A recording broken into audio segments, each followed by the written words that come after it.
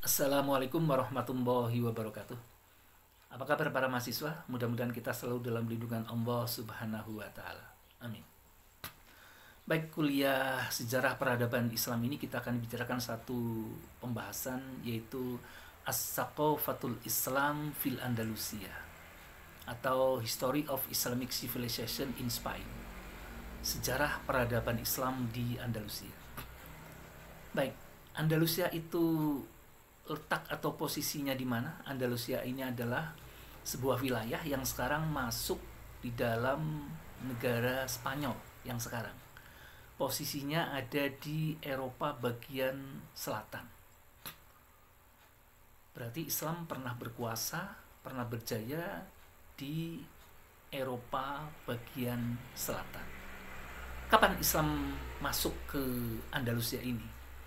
Nah, Islam masuk ke Andalusia ini pada masa pemerintahan Daulat Bani Umayyah yang ketika itu khalifahnya adalah Khalifah Al-Walid yang berkuasa antara tahun 705 sampai 715 Masehi.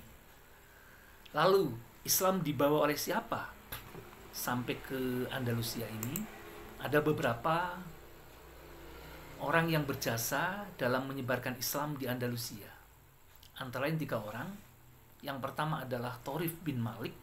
Ini seorang pemimpin juga yang berada di Afrika bagian utara ya. Kemudian yang kedua Tariq bin Ziyad. Tariq bin Ziyad ini seorang pahlawan yang sangat berjasa. Kemudian yang ketiga Musa bin Nusair. Musa bin Nusair ini adalah gubernur Afrika Utara yang posisinya memang dekat dengan Andalusia. Bagaimana perjuangan Islam bisa merebut ke Andalusia ini?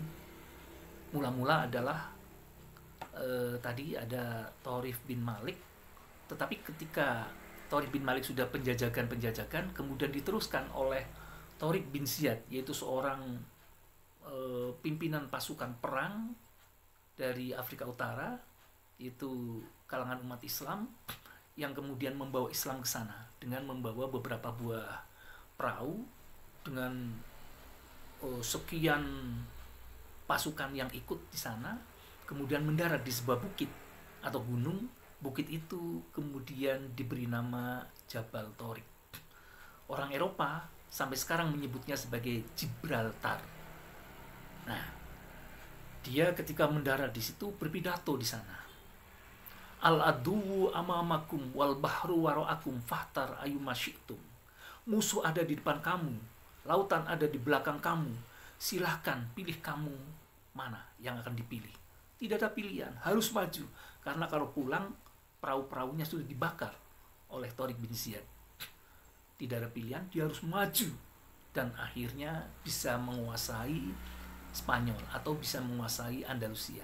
Kota-kota apa yang bisa dikuasai? Antara lain kota-kota Cordova, kemudian Granada, kemudian Toledo, Murcia, Medina, Sedonia, Carmona. Ternyata bisa dengan mudah bisa dikuasai. Nah, tentang sejarah secara lanjut Anda bisa baca dalam beberapa buku. Baik, kita akan bicarakan berikutnya adalah kemajuan peradaban di Spanyol. Banyak ilmu pengetahuan dan peradaban yang dihasilkan Islam di Spanyol, karena Islam di Spanyol ini nanti berkuasa hampir selama 700 tahun, 7 abad. Islam di Andalusia atau Islam di Spanyol ini. Antara lain kemajuan peradaban Islam di sana antara lain filsafat. Filsafat ini bagian-bagian wajib ya pada Islam di Spanyol ketika membahas tentang ilmu. Antara lain muncul tokoh-tokoh filsafat. Ibnu Bajjah. Ini dia menulis buku Tadbirul Mutawahhid. Kemudian yang kedua ada Abu Bakar Ibnu Tufail. Dia menulis sebuah novel filsafat tapi ditulis dalam bentuk novel dengan judul buku yang sangat terkenal Hayy Ibn Yaqdhan. Kemudian yang ketiga tokoh yang sangat terkenal juga yaitu Ibnu Rushd di barat atau di Spanyol terkenal juga dengan istilah dengan nama Averroes, bahkan sampai sekarang ya. Ibn Rushd dari Cordova. Dia mengikuti pemikiran Aristoteles, dan di samping dia seorang tokoh filsafat, dalam bidang filsafat dia menulis buku berjudul Tuhafutul Falasifah, yaitu buku filsafat jawaban terhadap buku Tuhafutul Falasifah yang dikarang oleh Imam Al-Ghazali. Dia mengkritik bahasan-bahasan filsafatnya Imam Al-Ghazali, dan kemudian dia memberi kebebasan berpikir tentang filsafat. Tapi dia ternyata bukan hanya seorang filosof saja ya.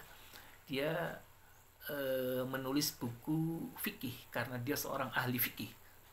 Judul bukunya berjudul Bidayatul Mujtahid. Sampai sekarang buku itu masih dibaca dan masih ada.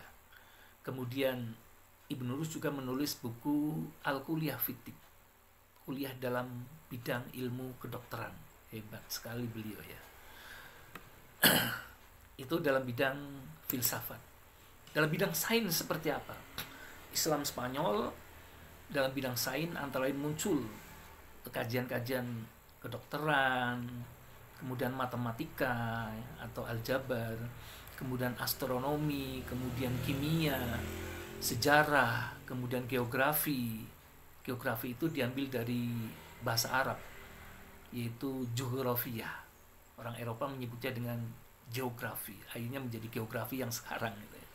Kemudian muncullah tokoh-tokoh sains di Eropa Selatan ini atau di Andalusia, antara lain ada tokoh namanya Ibnu Farnas dan Ibnu Yahya dalam bidang astronomi.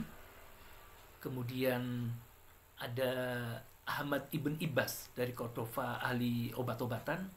Kemudian ada dokter wanita namanya Ummul Hasan binti Abi Ja'far. Kemudian dalam bidang geografi ada Ibnu Jubar dari Valencia, dan yang sangat terkenal yaitu Ibnu Battuta. Ibnu Battuta ini pengeliling dunia sampai ke Samudra Pasai atau Aceh, dan dia tulis buku catatan perjalanannya mengelilingi dunia di beberapa wilayah dengan judul Rihlah Ibnu Battuta, Travels of Ibnu Battuta. Diuraikan seperti apa catatan perjalanannya hingga sampai ke Cina, hingga sampai ke India, hingga sampai ke Indonesia, dan seterusnya dan seterusnya. Kemudian ada tokoh namanya Ibnu Khaldun, yaitu ahli dalam bidang filsafat sejarah. Bukunya yang sangat terkenal yaitu Muqaddimah.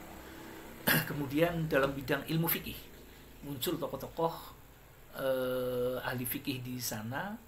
Kalau mazhab fikih di Andalusia pada ketika itu yaitu mazhab Maliki.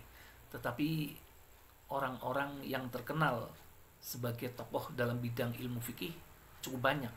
Termasuk ada Yahya yang menjadi qadhi pada masa Hisam ibn Abdurrahman. Kemudian ahli-ahli fikih lainnya adalah ada Abu Bakar ibnu Al-Qutiyah, Munis Ibn Sa'id Al-Baluti, kemudian Ibn Rushd tadi. Ibn Rushd yang menulis buku Bidayatul Mujtahid. Kemudian ada tokoh fikih lagi yang namanya Ibnu Hazm. Itu tokoh-tokoh fikih dari Andalusia. Kemudian berikutnya adalah dalam bidang bahasa dan sastra. Nah, Anda mungkin pernah dengar Alfiyah Ibnu Malik. Pengarang kitab Alfiyah Ibnu Malik itu ternyata adalah Muhammad Ibnu Malik Al-Andalusi, orang Andalusia. Mungkin yang pernah tinggal di pesantren ada yang masih hafal Alfiyah Ibnu Malik. Pengarangnya, penulisnya adalah tokoh dari Andalusia, dari Spanyol. Kemudian tokoh-tokoh lain ada banyak ya.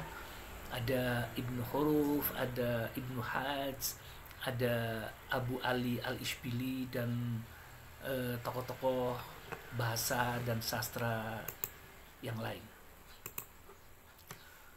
Berikutnya adalah dalam bidang musik dan kesenian. Loh, ternyata dalam musik dan kesenian Islam di Andalusia juga banyak yang menghasilkan itu, dan diperbolehkan gitu ya kajian-kajian ini.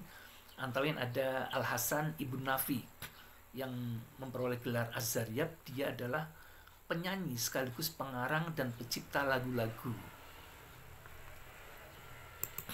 Lalu dalam bidang kemegahan dan pembangunan fisik, ya, saluran-saluran air, kemudian kota-kota dibuat indah sedemikian rupa dengan arsitektur yang tinggi, termasuk jalan-jalan dan seterusnya. Itu kotanya sangat megah.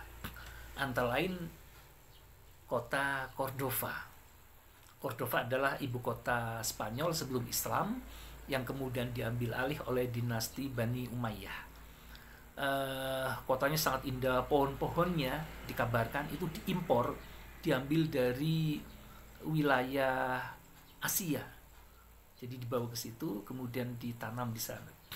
Bunga-bunganya, pemandangannya sangat indah, istana dan taman-tamannya juga begitu indah. Nah, di antara kebanggaan kota Cordova di samping tadi yang disebutkan adalah Masjid Cordova. Masjid Cordova sangat indah bangunannya, sampai sekarang masih ada. Bahkan di kota Cordova ini terdapat 491 masjid. Berarti kota yang sangat banyak masjidnya. Tentu masjid dalam hal ini masuk di dalamnya adalah musola. Kota Cordova. Kemudian berikutnya adalah kota Granada. Granada adalah tempat pertahanan terakhir umat Islam di Spanyol. Di sana juga banyak istana-istana yang indah, bangunan-bangunan yang indah, dan terdapat juga istana yang sangat terkenal, yaitu Istana Alhambra, yang semuanya berwarna merah sehingga disebut dengan sebutan Alhambra. Kemudian terkenal dengan sebutan Alhambra. Sebenarnya dari bahasa Alhambra. Arsitektur Spanyol Islamnya sangat indah, dan kemajuan bidang fisik ini kemudian ada diteruskan dengan Istana Az-Zahra, Istana Al-Ghazal, dan Menara Girilda. Sekarang pengaruh peradaban Islam Spanyol seperti apa? Wah, pengaruhnya ini sangat besar. Jadi pemahaman Islam atau pemikiran Islam di Spanyol sangat besar. Antara lain dicetuskan oleh Ibn Rus yang di Eropa dikenal dengan sebutan Averroes itu. Dia mengeluarkan pendapat tentang kebebasan berpikir, dan dia mengedepankan sunatullah menurut pengertian Islam terhadap ajaran panteisme dan ajaran antropormisme, khususnya antropormisme Kristen. Dia mengkritik itu, dan kemudian banyak pengaruhnya begitu besar sampai kemudian di Eropa dia memperoleh fansnya ini menyebut kelompok pemahaman dari Ibn Rus dengan sebutan Averroisme atau isme Ibn Rus, yang menuntut kebebasan berpikir dan pengaruhnya begitu besar terhadap kemajuan Eropa belakangan hari. Pengaruh Islam di Spanyol terhadap dunia, khususnya dalam pengaruh terhadap Eropa. Islam telah membidani bidang-bidang gerakan penting di Eropa. Gerakan-gerakan itu adalah 3. Yang pertama, gerakan Renaissance, yaitu gerakan kebangkitan kembali kebudayaan Yunani klasik pada abad ke-14 Masehi yang bermula di Italia. Itu awalnya berasal dari pemikiran-pemikiran kebebasan Islam. Buku-buku yang dikarang oleh umat Islam, tokoh-tokoh pemikir Islam, itu mempengaruhi munculnya gerakan Renaissance pada abad ke-14 di Eropa. Kemudian yang kedua, gerakan reformasi, yaitu pada abad ke-16, aliran atau gerakan rasionalisme yang kemudian muncul pada abad ke-17. Ini dimotori dari pengaruh Islam di Spanyol. Kemudian yang ketiga nanti muncul gerakan Aufklärung, yaitu gerakan pencerahan di Eropa pada abad ke-18. Eropa menjadi bangkit lantaran membaca, lantaran berpengaruh, lantaran dipengaruhi oleh gerakan-gerakan pemikiran Islam yang ada di Spanyol. Hebatnya Islam di Spanyol seperti itu. Walaupun begitu, Islam kemudian berakhir di sana karena beberapa alasan, karena kelemahan umat Islam, karena terlalu asik terhadap pemikiran-pemikiran, sementara pertahanan negara tidak diprioritaskan. Akhirnya Islam berakhir di sana pada sekitar abad ke-14, setelah berkuasa hampir 700 tahun, yaitu pada masa Abu Abdullah Muhammad bin Ali, seorang khalifah yang terakhir, yang akhirnya dia kalah bertarung melawan pemimpin penguasa di sana, yaitu gabungan antara Ferdinand dengan Isabella, yang mereka berdua bergabung untuk menghancurkan Islam atau melenyapkan Islam dari Spanyol.